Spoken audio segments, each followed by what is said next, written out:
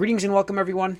It's All You Can Geek Gamecast episode 465. I am one of your hosts, Jim Gass, joined by Skeleton Crew, just Mike Sneedy. What's up? It's it. What's up? Welcome, listeners. Welcome, viewers, to 466. I hope I said 466 of the Gamecast. We're Skeleton Crew tonight. I'm not sure what Corey's up to. He's got work, I believe. Tony's getting ready for Comic-Con. He's, I think, already in the city getting ready for Comic-Con. So that is this weekend. And I think we're going to have a little bit of a topic tonight on that, depending on how much time we have, because there's a lot of movie news I was putting in there. But first is the Gamecast. So let's go over what we've been up to. Mike, what have you been playing? Other than Witcher 3 again, which I'm still doing, still finding new things in there, which is interesting. I also, the update for Marvel Ultimate Alliance 3 just came out. Okay, so that player edition, right? 4 new players? Is that what it is? So what's interesting about this is there's a large portion of it that is free, and then there's the paid part. The paid part is the 4 new characters and most of this new mode, this Gauntlet mode. Okay. And this Gauntlet mode is basically like a series of challenges, like survival type challenges that you do over and over again. And once you beat it once, then you can do it over and over to see how long you go. And then what's paid is the 4 characters: Blade, Morbius, Moon Knight, and Punisher. I didn't pay for them yet. I just popped in to see what was free. What's free is the new level cap, which is 150. You could get to play the first part of that Gauntlet mode. Mm-hmm. And there's also this whole new, they added a new currency, which is kind of silly.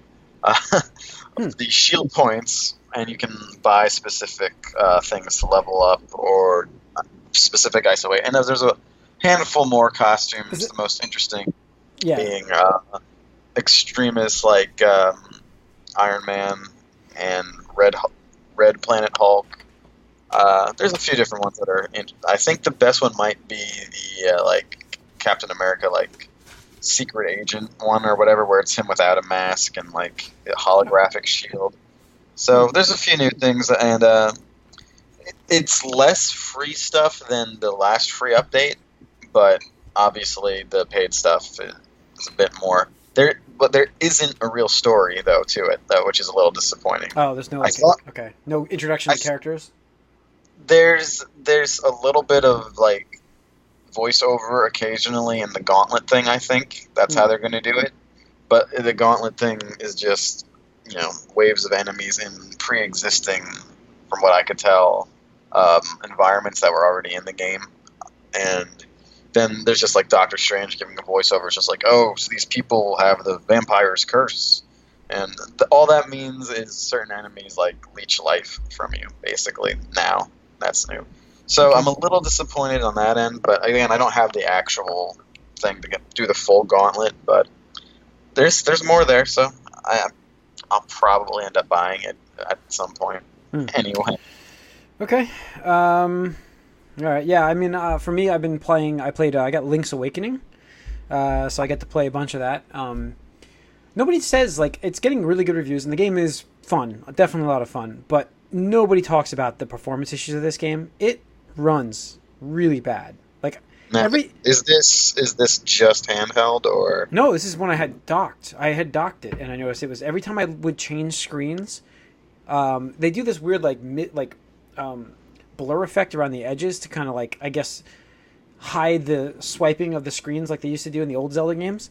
And like every time that I change areas, it just like the slowdown is like I'm playing old Zelda, the original Zelda game. Like when the enemies would pop up on the screen, it would just slow down so slow. I'm just like, why is this game doing this? So I'm a little actually bummed about that, because I wanted to see, I want to see this at like fluid frame rate. I don't care if it's 30, I don't care if it's 60, I don't care, but I want it locked, and it's not locked, and that kind of sucks. But does the game seem like it would be taxing in any way like that? I mean, it's very animated. I mean, there's a lot of colors and stuff on the screen, but I don't think it's anything that's not been done before. So it's like, I'm kind of shocked. It just doesn't seem like it's optimized. I'm not saying they couldn't patch it either, because it just doesn't seem there's a lot. I think it's just poorly optimized, and So I mean, I'm enjoying the game quite a bit though. Gameplay wise, it's the old Game Boy game, just updated with a little bit better controls, more modern day stuff they couldn't do on the Game Boy. They can do now, and like you have more buttons now than just two. So, and obviously it does look fantastic. I don't know. I mean, the game is only like 12 hours long, and they're charging $60 for this, which I think is a little hefty for a price. I think it should be I spent $50 on it, which is nice. Went to Walmart, but I think that's more aligned where it should be. It should be a $49.99 game, I think, just regular. So maybe is it just really like a straight like remake? Like everything is kind of in the same spot. Or so far, I mean, the problem for me is like it's like as I'm playing, I'm like, oh yeah, okay, I remember this stuff, but it's like it's very hazy. This is like perfect for me to play this game because I only played it once on the Game Boy, whereas like A Link to the Past, I probably played a billion times on the Super Nintendo, so I still remember the secrets in that game.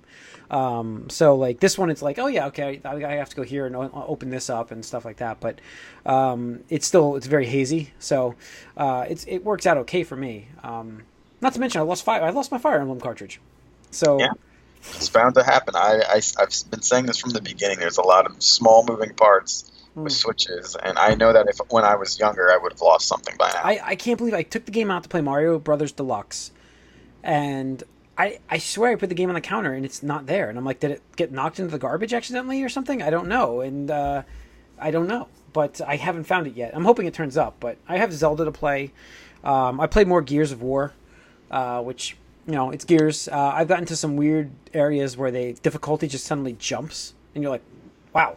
And then other areas I'm just running through it. So kind of a weird scaling thing. But yeah, I haven't gotten back to that myself yet. No, I mean the open world areas are nice, but they are too barren. Like I understand what they were trying to do. Like I said this a while back, but it just doesn't have enough content. So it's just open world to show that they can do that. Yeah, it's like here's our concept. What do you guys think? Should we do this in 6? But it's interesting and it looks nice, but there's just nothing there. It's just like I don't even have to do the open world content. There's no drive to do it. Except for getting like the ultimate unlocks for my robot, which I have a bunch of them already. I don't know if I need all of them, so I don't know. But that's really it for me. Let's see, gaming news. There's a bunch going on. I want to kick us off with other news besides Sony because Sony's the big thing. I got some Pokemon Sword and Shield details today. We had Game Informer's magazine came out. So their Pokedex, which everybody's been up in arms about because it's not transferable to this game, they did say that, well, first of all, I heard they're releasing this Pokemon Home thing, which is like an all-in-one Pokedex, which is what they should have done a long time ago. But that's finally coming out. They could collect all of their Pokemon across a series into a single platform. But this one's going to actually, they'll be bringing back Pokemon that didn't make this game. They'll be coming back later on, but not to say they'll be in these games, but they're not gone forever. The game has an autosave. Okay. Yeah, the game has an autosave, which is something that I would expect in a game nowadays, which I'm happy to see. You can still manually save it, which is good. But it does have an autosave feature, which games that don't have that nowadays, I'm just like, how do you do this anymore? Like, there has to be an autosave. Like, just one file. Like, even Fire Emblem has an autosave just at the top. Yeah. And I still save it right after that. Like, I still do it, but... Oh, yeah. There's an autosave in Witcher, but it still screws me over sometimes. Yeah. So I always... I'm like, oh, no. I always manually save. 18 gyms in this one. Let's see. There's no more experience share. Because I almost like, obviously I'm not a huge fan of these games. I've like dabbled in like some of the first gen ones like once or twice, but is knowing the number of gyms ahead of time a little spoilery? I kind of don't want to know that. I think so. It kind of gives you the length. You know where you're at. But I know XP share was one that I used to have to like throw Pokemon in the first games. You used to have to throw Pokemon in, pull them back, throw your good Pokemon in just to get the other guy's experience. Then I guess they introduced XP share, where if they were in your group, they all got experience, which is now no longer in the game. They're actually doing XP equally throughout all of your Pokemon now. So when you battle, everybody gets experience. So that's going to help actually in terms of not having to worry about other ones in your hold. HMs, which are like Cut and Fly, I think, they're not coming back because they don't need them in this kind of more of an open worldish kind of game, exploring kind of game. It's not open world, but open world. Not open world, but it's like exploring more than Pokemon. So there's not going to be like barriers that are specifically placed that you need a specific thing for, like that. No, not according to this. So that's what they're reporting here. Interesting. And those are the big ones, really. But I feel like when this was first announced, everyone was super excited, and then I'm not sure what it was, but people are now like less hyped about it lately. Like they're upset about a lot of these things coming out about it. I don't know what it was. Yeah, they were the lack of certain Pokemon. I know was a big up to do. People were like really upset about that, but I don't know. So, but you can't appease everybody. There's so many Pokemon from all these other games. It's like how do you balance that? And I don't know. It's got to be a nightmare. But so I don't know. I'm I'm interested in this game. This is probably not a day one purchase for me, but I will play it. So we'll see. But when is this coming out again? November. I don't have let me get the release date for you. It's November. November something, so it's a holiday release pretty much. And seems like November something 15th. my brother. Yeah, seems like something my brother might get for the holidays. Yeah, I mean it will be a Christmassy kind of game, so. But all right, I'm so I'm like bummed that Corey's not on right now because Destiny 2 took off today with the Shadowkeep expansion launching. I'm sure he didn't even notice at this point though. Yeah. Well, you can't play it. It was taken offline for emergency maintenance because it wasn't today. It was yesterday. I think it was yesterday. Oh no, it was today. Sorry, they took it offline because they were just at capacity for servers and they had to bring on more, which is crazy considering how long that game has been out. I guess the amount of interest they brought back from just this expansion, and it's good for Bungie because this is like Bungie's first real big thing on their own. So I mean, yeah, as much as it gets hate, again, I feel like Destiny 2's been the only successful, ongoing games as a service shooter. Yes, it has been, really. I mean, Anthem is dead. So, there's just no blueprints anymore. Everything, all the end game content, don't expect it to ever come out. See, that's my issue with the Bioware EA partnership lately. I kind of wish they just stuck to their guns with Andromeda, and here again, they're doing the same shit. It's like, why would you ever trust them? Obviously, you sort of expect at this point they're going to release something that sucks a little bit, that needs work, but it's worse when you also expect them to give up on it and not, make it good eventually. Or even fulfill the potential or promise that's initially presented. Yeah. Like the DLC that never came. Yeah, I mean, you got to think of it. They actually roadmapped it all out to make people buy a game, and then they aren't going to deliver. I mean, there might be a lawsuit in there. Could be. So, because it was literally selling points about the game, so advertised to you. So I don't know. But yeah, so Destiny 2 has been the go. Even Division 2, this new one is, I guess, better, but it's not. I don't see it having the lasting power that Destiny is having right now. Yeah. Destiny 2, it's unbelievable. Because I didn't think it was anything that great when it came out, but they've really worked on it and improved it like crazy. So, good for them. I hope I'm going to make the statement again. Because I did it with Destiny 1. I really hope that Destiny 3, they learn from Destiny 2 and make a good game when it launches. Because they did it with Destiny 2, it was just they unlearned everything they had from 1. But maybe that was a lot of Activision issues. Because Bungie now is on their own, and maybe that's going to help, actually. Yeah. So, no, I mean, they're already doing some things I prefer. I think the base game is free on Game Pass now, at least. Yep. And you can also now the thing is, if I got that for free, could I access what I did on my PlayStation version? You can only move the data once, I think, and then it's wherever you set up is where it's going to live from that point forward, if I remember right. So that would work for me, but I think I might be wrong with that, but Corey's not on to confirm that. But I don't know. PlayStation Now, this is big news today, lowered their subscription service fee from $20 a month. I think it was $15 a month actually, to $10 a month, which is the same price as Game Pass from Xbox. And $60 a year they're actually going to charge for a yearly bundle for this. This is their streaming service for games. Like, you don't actually have to have a PlayStation to play on these games. So I can stream to my MacBook right now if I wanted to. God of War, which is a game they're adding. The problem I have with this is it's the value, in my opinion, still not there, even at $10 a month, because you're still getting like Uncharted 4 is just getting added, Grand Theft Auto 5 and God of War. I mean, these games have been out for quite a while. So. Yeah, I mean not GTA, Grand Theft. Oh my God. Well, God of War. Yes. God of War is the only one there that's only a year and a half old or so, but yeah. I mean, Infamous was a launch title, wasn't it? Something somewhere near there. Something like that, and GTA obviously was even a remaster of a last gen game. Yeah, and so they're not great there, but I mean, I would play, I guess, God of War again, but I still have it anyway, so I could anyway. I don't know. I've never bought into PlayStation now, and this might help some people, but not me. Yeah, I don't know. I don't.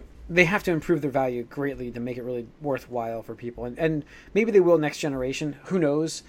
That seems like that's the big controversial thing today. Is Shawn Layden has completely stepped down and is no longer at all associated with Sony Entertainment, as did a Japanese head up as well. But I heard like he's 60, the Japanese guy that retired.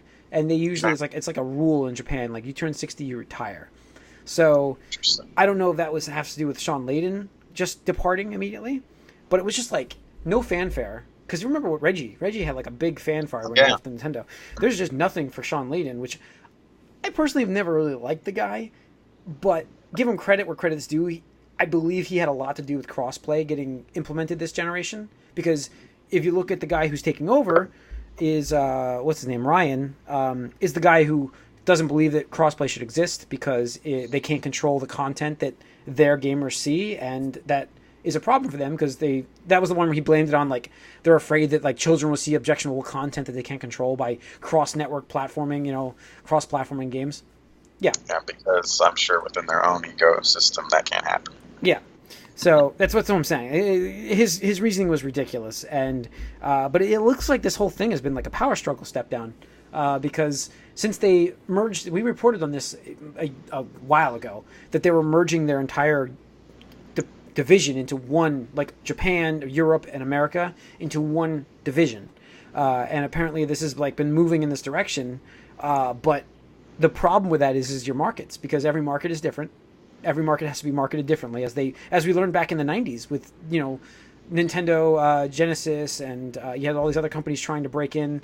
Sony had their issues they had to do when they first came in, and like it's a completely different market than in Japan. I mean, look what Microsoft does in Japan. Nothing. They don't know how to market in Japan. There's no presence there. So it's very hard to do that. And I know Layden was still heading up all of the North America stuff, so it's like he was still doing E3 shows last year, and he's gone. Sony's been in flux a little bit, seems like, lately, and I almost wonder if they should, rather than like not knowing what they're doing with their next piece of hardware, if they should just hold off a little extra, because they don't need to rush out a system. I mean, they're the ones that have the install base, so obviously Xbox is catching up, but they have their first party stuff. They have this Last of Us is going to be big, of course. Yeah.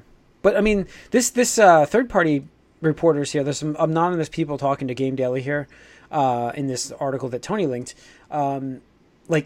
This is a quote directly from an anonymous source here. This is a quote: "This is the least amount of clarity we've ever had on a new console this close to transition." Yeah. The source said. Okay, another quote: "I believe that the global restructuring is exponentially exacerbating the already difficult process of transitioning to a new generation, and now we're getting nervous, very nervous." That's telling me they should wait. Honestly, there's no reason they can't because because listen, now I know I'm a fanboy, but you cannot argue with me that Microsoft has not lined up this next gen properly so far. Like, everything is lined up for them to roll out a new system, and if they hit the market, this could be the next 360 for them. I mean, the price point's important. Sure. pretty much if you look of the two of them, the one that opens cheaper wins. I think like back and forth. So I think like, and that's the thing. I don't think That's it. Microsoft's going to make that same mistake again. I don't think. Not to mention they have the value of Game Pass. They will have their cloud-based system coming out at the same time, whereas Sony still hasn't reported on any of that. PlayStation Now is their cloud-based, but it's ridiculously expensive, and the games on are not like, who wants to play these games that are like 5 or 6 years old at this point. Where at Microsoft you can play Gears 5 right now on their cloud. all that's fine. But I'm just saying it's lined up enough where if you're having your third-party developers behind on developing for your console, and you still haven't locked down the actual specs of your new console at this point in time, Microsoft's going to beat you out the gate. They're going to have these third parties who are not sure what they're doing with the PlayStation 5 working on their games, developing for their games. And then again, we're going to run into, because I think a lot of this has to do, like, if you look at third-party games, and this was early on. There's not too many I can think of that have been big lately. But early on in the transition, third party is a big thing. Yeah, for sure. So, and I think how these games are made, if you look at the previous generation, the Xbox 360, they were being developed on the 360 and ported to the PlayStation 3, yes, as opposed to this generation where they're being made on the PlayStation 4 and ported to the Xbox, where they run better usually on the PS4. Depending. I mean, that's more changed now with the Xbox One X, but in the beginning of the generation, it was very much like that. And I think if you get out of the gate early, and I don't know, it seems like for a company that is dominating this generation as much as they are, it does not seem like they're organized at all.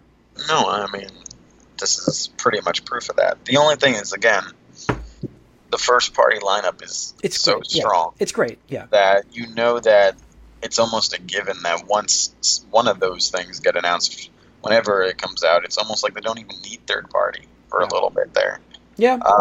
Because, again, you have all these. You'll probably have the same thing they did with the Last of Us, where it's, Last of Us, like, slightly better looking. Buy it again for Last of Us 2. And, you have that, Horizon, Spider-Man, God of War. It's all there. It's all coming. So, and the promise of that is why I think they can get away with sort of being a little behind. But the big third parties, you think of, I don't know, someone like, obviously there's Rockstar. I don't think they're going to release anything anytime soon, though. Then you got Watch Dogs. I'm sure they'll make a port eventually. And that game is also going to come out before the generation breaks, too. Let's just take Rocksteady, and let's take their game, which we know exists. We know it exists. Sort of, in some capacity. Yeah. It is. There's no question in my mind that it's going to be a next-gen title, and so when the Xbox exclusively, if the PlayStation 5 is not on the horizon in 2020, who knows? But Microsoft's console is, so you can have your own best version of that game running on Xbox, whatever the hell they're going to call it, 2, and I think that's huge. I mean, that might be, but that might be the only third party where like a year head start or something would do it for them. That's huge. Yeah, to have that would be huge, but we got to see. Because I know these current consoles can't run it. I don't think you think that for sure. They can't run it in 4K 60 frames, whereas the next-gen consoles will be able to do that, which is a big thing. I mean, it's a big thing. It's becoming bigger. There's so many 4K TV sets being sold nowadays that I don't know. They're like the same price as 1080p anyways, so most people buy 4K. So I think that I don't know. I think that's pretty big. To be able to play that 4K 60 frame stable would be awesome. And I mean, for me, that's something I'm looking forward to. I don't know. We'll see. We'll see. I know. I don't know. I know that games, man. I know that Ryan is a guy who is more of a traditionalist, and like I said, was not for cross-platform. So that's not encouraging. Yeah. But I mean, it's not encouraging in general. It's just, I think, again, I would be more worried if they like didn't know what they were doing and still rushed it out or rushed something out that they didn't believe in, and then they changed their mind, kind of. Because you would have like a Connect situation with something like that, where you get the Connect bundled, and then you're like, all right, wait, we don't want this, let's get rid of it. So, but we'll see. I don't expect anything kind of gimmicky like that to happen here, but yeah, I just want them to like know what they're doing before they do it. Because again, I'm not rushing headlong into this next gen. I know you. But I'm probably gonna get the new Xbox, and I'm gonna wait on the PlayStation for a while, anyways. So I'll be getting one because I have my Switch and I play my Xbox right now. But my PlayStation has not been turned on since Spider-Man. So, I mean, I was mostly doing Xbox again before I went back. Well, I'll see. At the moment, the PlayStation is my single-player console, and the Xbox is my multiplayer. Yeah, I mean, there's not really many single player games still. I mean, like you're right, but there's not. I'm playing old ones. Oh, okay, but they run better on the Xbox One X. That is. Well, I have the S and the Pro, so not for me. Yeah, it's true. All right. Well, if you have the Pro, I can see it. Then you have the better console. You get that version. So yeah, I get it. All right. I think that's actually it for the Gamecast. That was more of a little topic that we had for you. Thanks for tuning in. You can write us podcast at allyoucangeek.net. Follow us on Twitter, allyoucangeek. Like us on Facebook. Subscribe to our YouTube channel. Great news. We should be appearing on Spotify. This is new news that not even the podcast group knows because I just got us signed up for it. Literally just signed us up for it. So our feed should start showing up on Spotify. If you listen to this, I hope you're listening to this on Spotify. That's awesome. Welcome. We've got some awesome content, which I hope will start showing up for you guys as I fix that feed. But we are on Spotify, and we'll be coming to iHeartRadio soon. Wow. Yeah. So a little bit of news for you guys at the end of this one. I'll give it again on the MovieCast. Thanks for tuning in. See you guys next week with more podcast crew. Yeah. Bye.